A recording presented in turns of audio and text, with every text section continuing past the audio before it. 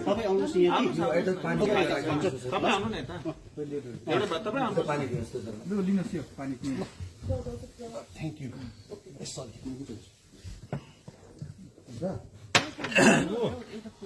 चलिए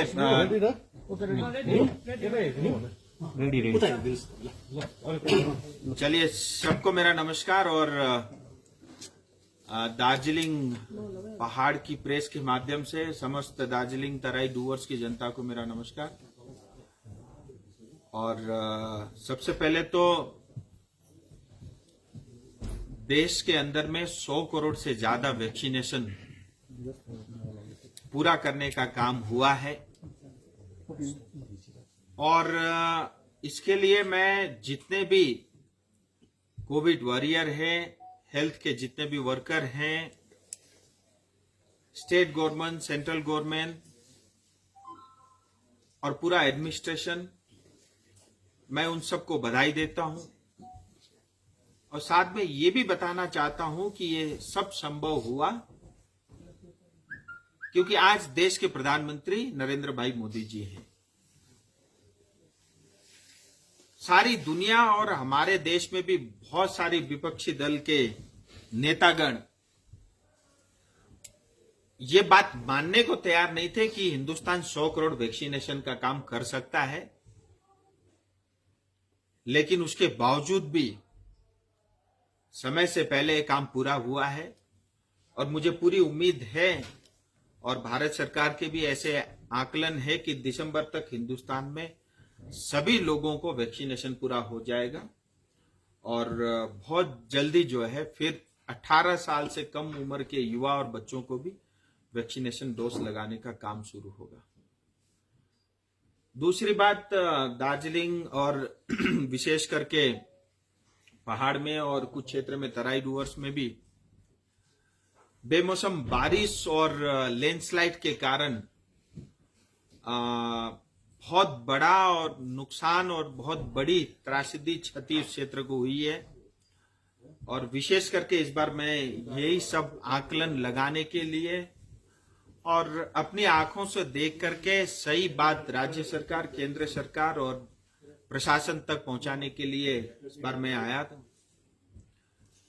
और मैंने वास्तव में फिजिकली अपनी आंखों से भी देखा, बहुत भारी नुकसान हुआ है। बहुत सारे लोगों के घर जो है लैंडस्लाइड में बहे हैं, सड़कें बाधित हुई है और NH10 पूरी तरह ठप है और मुझे लगता है अगले 5 दिन तक जो है NH10 प्रयोग में नहीं आएगा, उतना समय और लगेगा।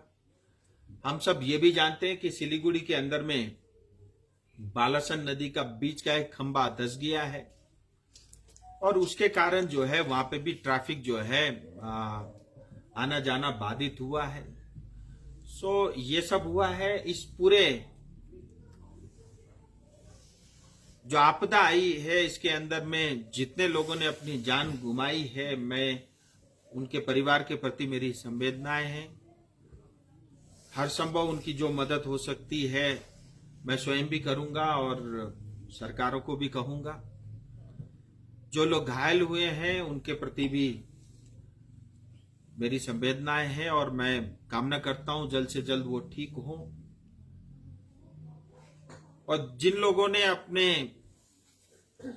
घर खोया है, मेरी प्रयास है कि मैं प्रधानमंत्री जी से भी उनके साथ भी मेरा पत्राचार हुआ है, उनके कार्यालय से भी संपर्क में हूं कि जिन लोगों का घर इस पूरे घटनाक्रम में नष्ट हुआ है प्रधानमंत्री आवास योजना के अंतर्गत उनको मिले। और जैसा अभी आपने देखा मेरे इससे आपके कार्यक्रम से पहले NDRF की टीम मेरे साथ बैठी थी, तो 3 NDRF की टीम अभी एक दार्जिलिंग में लगी हुई है, एक टीम में करीब करीब 40 लोग होते हैं और दूसरी टीम कालिम्पोंग में उन्होंने काम किया है और तीसरा सिलीगुड़ी में है। तो NDRF भी पूरी तरह से लगी हुई है। लेकिन पहाड़ की परिस्थिति ये प्राकृतिक आपदा है, बहुत ज्यादा हम किसी सरकार को दोष देने का काम भी नहीं कर सकते, ये किसी के हाथ में नहीं रहता। लेकिन दुख होता है जैसे दार्जिलिंग जैसे क्षेत्र में मलबे में कोई दब जाए और उसको 4 दिन बाद निकालना पड़े, तो कहीं ना कहीं ऐसा महसूस होता है कि शायद हमारे पास जितने इक्विपमेंट होनी चाहिए या जिस टेक्नोलॉजी का प्रयोग हमको करना चाहिए, शायद उसमें हम थोड़े पीछे हैं। लेकिन फिर मैंने बताया क्योंकि यहाँ की भौगोलिक स्थिति थोड़े अलग है, और जैसे प्लेन में दिन रात काम करके हम कुछ भी कर सकते हैं 24 घंटे में, शायद वो कम संभव होता होगा, वो भी एक कारण हो सकता है। सो ये है, अब जैसा भी हम सबको मिल करके इससे अपने को बाहर निकलना है और हमें एक दूसरे को सहयोग करना है। लेकिन मैं आपको इतना बता देता हूं, आने वाले समय में इस पूरे क्षेत्र में बहुत व्यापक रूप से सड़कों का काम ऑलरेडी कुछ चल रहा है और चलेगा। एक तो बालासन नदी से लेकर के सेवक तक जो दार्जिलिंग मोड़ में ट्रैफिक रहता है, आपका माटीगाड़ा में जो ट्रैफिक की समस्या रहती है और चंपासरी मोड़ पे जो ट्रैफिक की समस्या रहती है, वो सब खत्म हो जाएगी। बालासन नदी से लेकर के सेवक मोड़ तक 12.5 किलोमीटर का लंबा एलिवेटेड रोड बनेगा, मोस्टली एलिवेटेड रहेगा, 4 लेन का रहेगा। बालासन नदी का जो अभी पुल है उसके बराबर में 3 लेन का एक और ब्रिज बनेगा, और बाद में इसको तोड़ के भी इसको भी 3 लेन में कन्वर्ट करके यानी 6 लेन का पुल होगा और 4 लेन की सड़कें होगी। भविष्य में कभी उसको 6 लेन करना पड़ा तो भी वो प्रयोग में पुल आएगा। इसी तरह महानंदा नदी के अंदर में भी सेम स्ट्रक्चर बन रहा है। ये मुझे लगता है पूरी सिलीगुड़ी के लिए बहुत बड़ी उपलब्धि होगी। NH10 और इस पूरे एलिवेटेड रोड में 1000 करोड़ से ज्यादा का पैसा जो है केंद्र सरकार खर्च कर रही है, उसकी स्वीकृति भी हो चुकी है।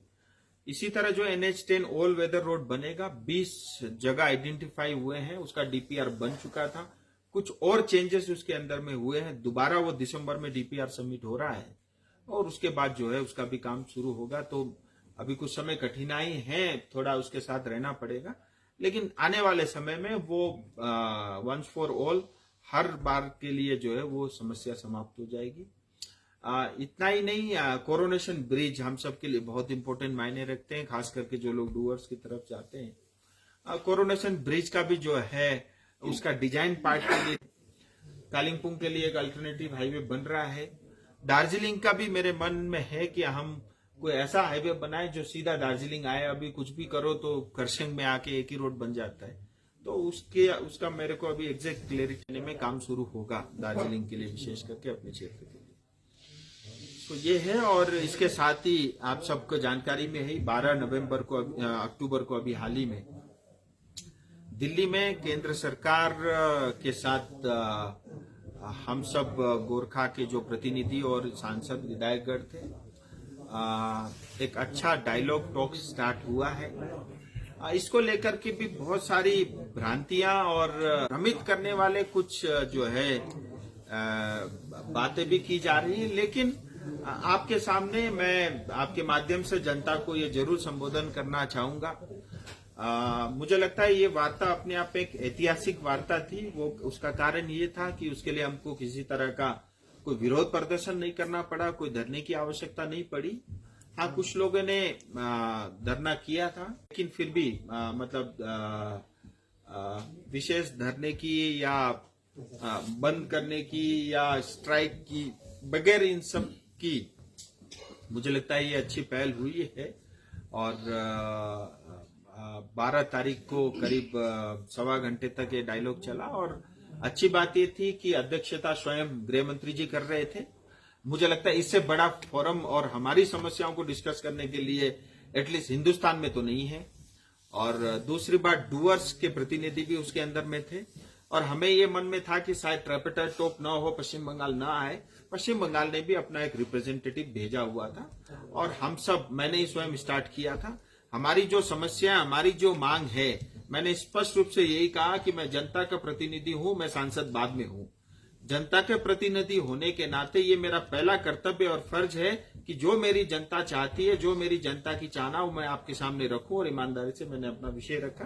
फिर उसके बाद एक एक करके हमारे सब साथियों ने, हमारे अध्यक्ष जी से लेकर के सबने भी अपने अपने विषय रखे, और गृह मंत्री जी ने हमारी सबकी बात अच्छे से सुनी।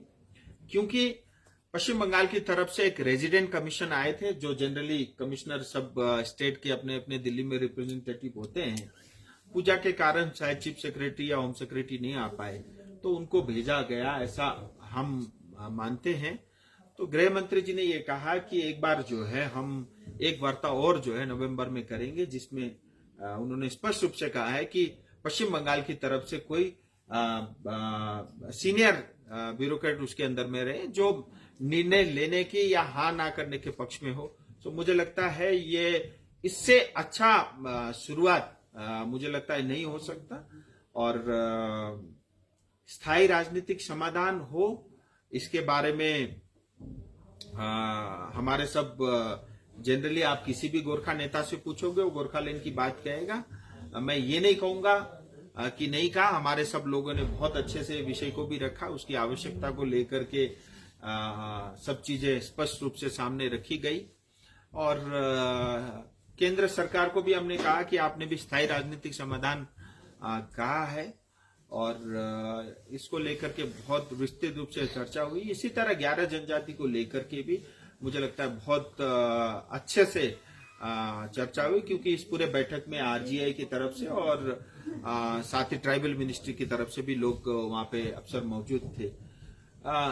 अच्छी पहल है, समय बहुत लगा है और इस बैठक करने में भी बहुत समय बीता, ये भी मैं जानता हूं, लेकिन हमारी मांग भी बहुत सरल नहीं है और बहुत छोटा मोटा नहीं है, इसीलिए समय लगना भी ये स्वाभाविक है।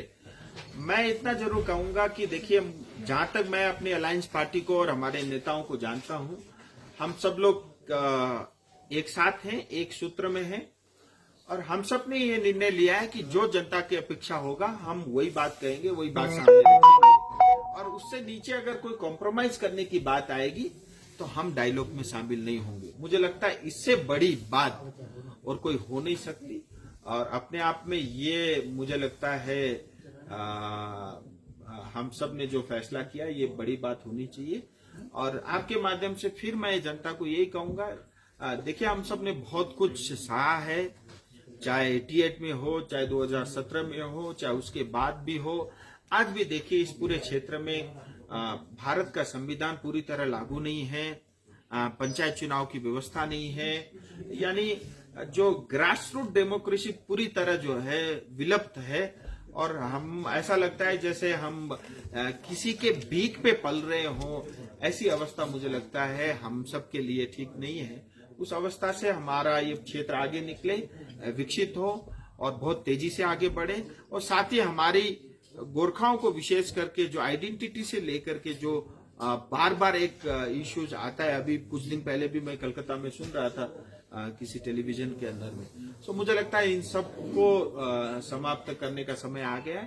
केंद्र सरकार की जहां तक बात है, गृह मंत्री जी ने कहा है कि जो गोरखाओं को हमने जो वादे किया हम उसको पूरा करेंगे और संवैधानिक ढंग से करेंगे। मुझे लगता है इससे बड़ी बात और कुछ हो नहीं सकती।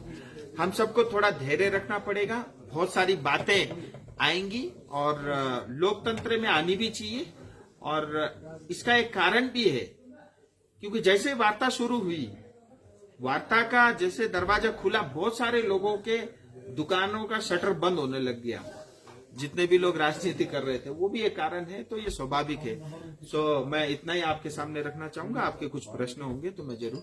सुनिए, ये जो 12 तारीख को जो दिल्ली में वार्ता हुई, उसको लेकर पहाड़ के विपक्षी दलों ने तरह तरह के सवाल उठा रहे हैं, जैसे कि ये वो वार्ता में गोरखालैंड का ग तक उच्चारण नहीं हुआ, और दूसरा ये जो नेता बोल रहा है कि ये गृह मंत्री स्वयं ने गोरखालैंड का बात ना करने की अपील भी की है। ऐसे कुछ दो बातें इसके अंदर मैं कहूंगा, ये जो भी कहा है एकदम सरासर गलत, झूठ। एक बात स्पष्ट कहना चाहूंगा, वैसे इन सब बातों का उत्तर देने की भी आवश्यकता मुझे नहीं है, बट फिर भी आपने पूछा है, किसने क्या क्या, मैं उस पर नहीं जाऊंगा। मैं आपकी इज्जत करके इसका उत्तर का जरूर दो चीजें मैं जरूर कहना चाहूंगा।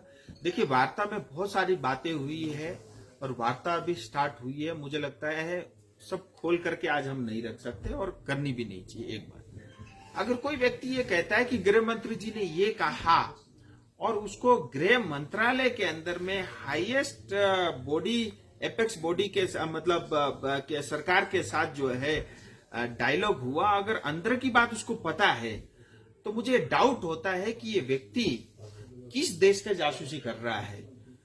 तो ये अपने आप में बहुत विचार करने योग्य बात है। अगर इस तरह की बातें होती है कि गृह मंत्रालय में जो बैठक हो, अगर कोई व्यक्ति ये कहे कि उसका प्रूफ मेरे पास है, डायलॉग मेरे पास है और इसने ये कहा, तो ये एक डाउट होता है कि ऐसा कौन व्यक्ति है और किस देश की जासूसी कर रहा है। सो मैं इतना ही इस विषय में कहना चाहूंगा। लेकिन जो ये कहता है ग का भी उच्चारण नहीं हुआ, वो सरासर गलत है। मैं इतना जरूर कह सकता हूं, 1 2 3 4 5 लोगों ने पूरी तरह इसका उच्चारण किया। राजू जी, एक क्वेश्चन देखिए, यूटी और सेपरेट स्टेट का जो इशू आते हैं, उस इशू लेकर शायद ट्राइपेटेड मीटिंग का बहुत ही जरूरत महसूस नहीं हो सकता है, क्योंकि अभी सेंट्रल गवर्नमेंट का वो प्रोविजन है। बट आप लोग ट्राइपेटेड मीटिंग कॉल करने का अर्थ ये कहीं नहीं निकल रहा है, जो न्यूली ऑटोनोमस कोई सेटअप के लिए बंगाल में आप लोग प्रयास चला रहा है। देखिए दादा, एक तो हमने ये कहा कि अगर इस बार कोई ऐसा समय आएगा 88 वाला या 2017 वाला जिसमें हमको कॉम्प्रोमाइज करना पड़ेगा, तो वो अवस्था में हम वार्ता में नहीं रहेंगे। अच्छा। क्योंकि मैं अपने क्षेत्र के साथ, अपनी जनता के साथ धोखा नहीं कर सकता, एक बात। और इसी तरह हमारे अलायंस के साथ ही भी। दूसरी बात, देखिए, वार्ता की आवश्यकता मुझे लगता है मतलब इसको मैं इस तरह से कहना चाहूंगा कि भारत जैसे लोकतांत्रिक देश में, इस फेडरल स्ट्रक्चर में, मुझे लगता है अगर वार्ता से किसी चीज का समाधान होता है, उससे अच्छा कुछ नहीं है। वो टिकाऊ भी होगा, मजबूत भी होगा, और मुझे लगता है किसी को हाथ करने वाला भी नहीं होगा। और अगर वार्ता से सबका पहला प्रयास यही होना चाहिए, और मुझे लगता है केंद्र सरकार ने भी यही किया है। और मैं ये भी जानता हूं कि चाहे बोरोलेन हो, चाहे 370 हो, चाहे तेलंगाना हो, आज कहते हैं ना, बड़े आराम से ऐसा सोच के कहते हैं जैसे पूरा भारत सरकार चलाते ही वही है कि कोई वार्ता की आवश्यकता, ऐसा नहीं है। हर चीज के लिए, जब बिहार से काट के झारखंड हुई थी तब भी वार्ता हुई थी। वार्ता तो होती ही होती है, और वार्ता होने के बाद ही कोई होता है, क्योंकि इतने बड़े फेडरल स्ट्रक्चर में आप मन मर्जी से, बगैर किसी को कॉन्फिडेंस में लिए या बगैर किसी के सुने, अपने आप कुछ नहीं कर सकते। सो वार्ता से होती हो कोई चीज का समाधान, मुझे लगता है इससे अच्छी परिस्थिति दार्जिलिंग तराई टूवर्स के लिए कुछ नहीं। और ये जो आपस में थोड़े डिफरेंसेस बने हुए हैं ना, मुझे लगता है वो भी समाप्त होंगे। अगर वास्तव में पश्चिम बंगाल सरकार ईमानदार है, अगर वो भी कहते हैं स्थायी राजनीतिक समाधान करेंगे, अब उनका स्थायी राजनीतिक अगर जीटीए से संबंध है तो वो हमारे लिए नहीं है। तो अगर वास्तव में वो भी चाहते हैं दार्जिलिंग तराई टूवर्स, चाहे गोरखा, आदिवासी, कोच, मेचे, टोटो, राभा, बंगाली, हिंदी भाषी या मुस्लिम वर्ग या क्रिश्चियन वर्ग, सबके लिए अगर वो चाहते हैं कि हम इनका समाधान करना है, तो मुझे लगता है ये एक अवसर है। क्योंकि देखिए, इस क्षेत्र को आज तक सिर्फ लूटा गया है या पीटा गया है, दो ही काम हुए, दो ही प्रयोग हुए हैं। मुझे लगता है अब हमारी जनता भी जाग चुकी है। आज मैं मिरिक के पास एक गांव में जाकर के आया है, पहुंचने के लिए सड़क नहीं, लोगों की डेथ होती है, मर जाते हैं, आप शमशान घाट तक ले जाने के लिए आपके पास सड़क नहीं। तो 21वीं सदी में मुझे लगता है इससे बड़ा अन्याय हमारी जनता के साथ कुछ और हो ही नहीं सकता। ये तो फिजिकली आंखों से दिखता है। इस भूस्खलन की वजह से ऑन टाइम में जो भूस्खलन हो रहा है इतना मात्रा में, सेंट्रल गवर्नमेंट के पास से क्या पैकेज आपने दार्जिलिंग के लिए, आपका क्षेत्र के लिए क्या डिमांड कर रहा है अपने सेंट्रल देखिए गवर्नमेंट? दादा, अगर मैं पश्चिम बंगाल सरकार होता, मैं केंद्र नहीं, सरकार आपने होता, सांसद तो कोटे मैं से? अपने जेब में ही लेके घूमता। और सांसद कोटे से तो मेरा जो फंड आया अभी तक, तो डीएम साहब हमारे लेके बैठे हुए, क्या कर रहे हैं पता नहीं। खैर, वो अपना काम कर रहे होंगे। मेरा तो जो भी 5 साल में 25 करोड़ है, सब जनता के लिए। मैं अपने ऊपर या मेरे परिवार के ऊपर 1 पैसा खर्च नहीं करूंगा। और जो भी मेरे पास आती है मैं सब देता रहता हूं, मतलब ये है। लेकिन मैंने 2-3 चीजें जरूर कहा है। मैंने कल प्रधानमंत्री जी से रिक्वेस्ट किया है कि जिन लोगों के घर इसमें लैंडस्लाइड में मतलब बहे हैं, टूटे हैं, उनको आवास योजना के अंतर्गत उनका घर बनाने के लिए, और जिन लोगों की डेथ हुई है, मृत्यु हुई है, उनको फाइनेंशियली कुछ सपोर्ट करे, और साथ ही जो घायल लोग हैं उनको भी कुछ फाइनेंशियली मदद करे। इसी तरह मैंने ममता दीदी से भी निवेदन किया। अब कल आ रही हैं, अब देखते हैं, अगर कुछ वो घोषणा करती है तो मुझे लगता है अच्छा है। और मैं भी अपने, मेरे से जो बन सकता है, मेरे जेब में जो भी है, थोड़ा थोड़ा मैं भी कर रहा हूँ।